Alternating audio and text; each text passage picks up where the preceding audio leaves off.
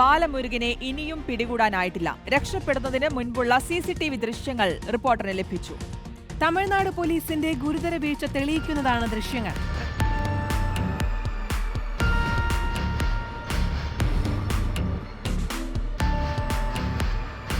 വിവരങ്ങളുമായി ജെയ്സൺ ചാമോളപ്പിലാണ് ചേരുന്നത്. ജെയ്സൺ, തമിഴ്നാട് പോലീസിന്റെ ഭാഗത്തു നിന്നുണ്ടായ ഗുരുതര തെറ്റ് അല്ലെങ്കിൽ ഒരു അതിന്റെ വീഴ്ചയുടെ വിശദാംശങ്ങളാണ് ഇപ്പോൾ പുറത്തു വരുന്നത്. കൈവിലങ്ങില്ലാതെ പ്രതിയെ പുറത്തെത്തിക്കുന്നു. ധരിച്ച വസ്ത്രങ്ങളിൽ അത് അറിയിച്ചതിനെ പറ്റിയുള്ള തെറ്റ്, അങ്ങനെ കൂടുതൽ ഗുരുതര വീഴ്ചകളാണ് പുറത്തു വന്നുകൊണ്ടിരിക്കുന്നത്. എന്താണ് തമിഴ്നാട് പോലീസ് ഇതിൽ നൽകുന്ന വിശദീകരണം? പ്രതിക്കായുള്ള തിരച്ചിൽ അതേത് രീതിയിലാണ്?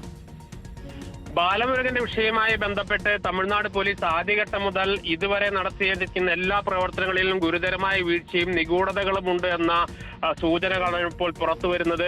ബാലമുരുകനെ വിയ്യൂർ ജയിലിലേക്ക് എത്തിച്ചു തന്നെ സ്വകാര്യ കാറിലായിരുന്നു എന്നതാണ്. ഒരിക്കലും അത്തരത്തിൽ ഇത്ര 55ഓളം കേസുകളിൽ പ്രതിയായ കൊടും ക്രിമിനലായ ബാലമുരുകനെ ഇത്തരത്തിൽ ഒരു സുരക്ഷയുമില്ലാതെ കൈവിലങ്ങില്ലാതെ സ്വകാര്യ കാറിൽ ഒരു സുഖവാസൻ എന്നവണ്ണം എത്തിച്ചു എന്നതാണ് ഇപ്പോൾ കേരള പോലീസും കണ്ടെത്തിയിരിക്കുന്നത്.